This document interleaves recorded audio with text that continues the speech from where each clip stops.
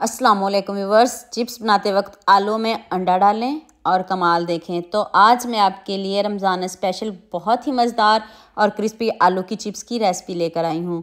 यकीन करें बच्चे तो क्या बड़े भी आपसे मांग मांग कर खाएंगे। तो चलें शुरू करते हैं।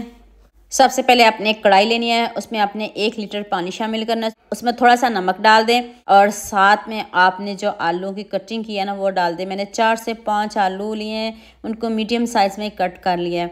इसको ज़्यादा बिल्कुल भी नहीं पकाएंगे, 1 से 2 मिनट पकाएंगे। हाफ़ डन करके तो आपने जल्दी से इनको निकाल लेना है।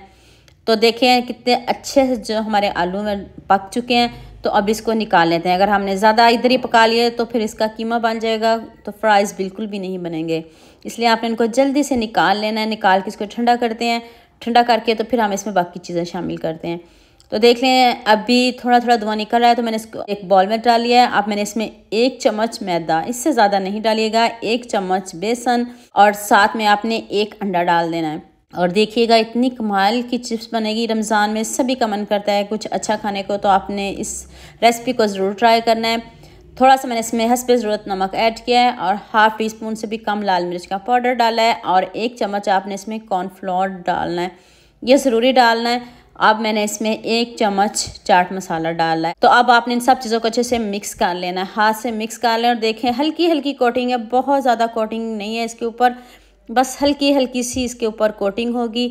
आपको इसमें क्रंची फ्लेवर मिलेगा। देखें मैं अभी करीब से दिखाती हूँ, इस तरह की ये इसकी कोटिंग होगी जैसे आप बाज़ार से खाते हो। तो चलें अब पकाने का भी तरीका बता देती हूँ। ऑयल थोड़ा ज़्यादा लेना है और ऑयल आपका तेज़ गर्म होना चाहिए, क्योंकि हमने इसको पहले भी पकाया हुआ है। अगर आपने इसको ठंडे ऑयल में डाल दिया तो कोई फ़ायदा नहीं आपको रेसिपी बनाने का। तो आपने ऑयल को पहले तेज़ गर्म करना है, तो फिर आपने इन फ्राइज़ को इसमें डालना है।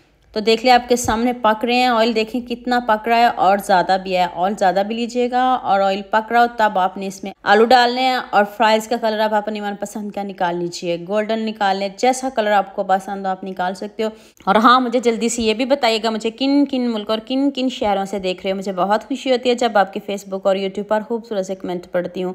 आप सबका खूबसूरत कमेंट करने का बहुत बहुत शुक्रिया। और आप सबके लिए भी दिल से दुआ है मेरी, आप हमेशा खुश रहिए और हमेशा मेरे साथ ऐसे ही जुड़े रहिए। तो लीजिए जी, बातों ही बातों में मैंने सारे फ्राइज़ निकाल लिए हैं। अब इधर खूबसूरत सा कमेंट तो बनता है। आप कमेंट करने में कंजूसी करते हो, ज़्यादा से ज़्यादा कमेंट किया करें, खुशी होती है। सबके साथ शेयर भी किया करें, लाइक भी किया करें और सब्सक्राइब करना भी ना भूला करें।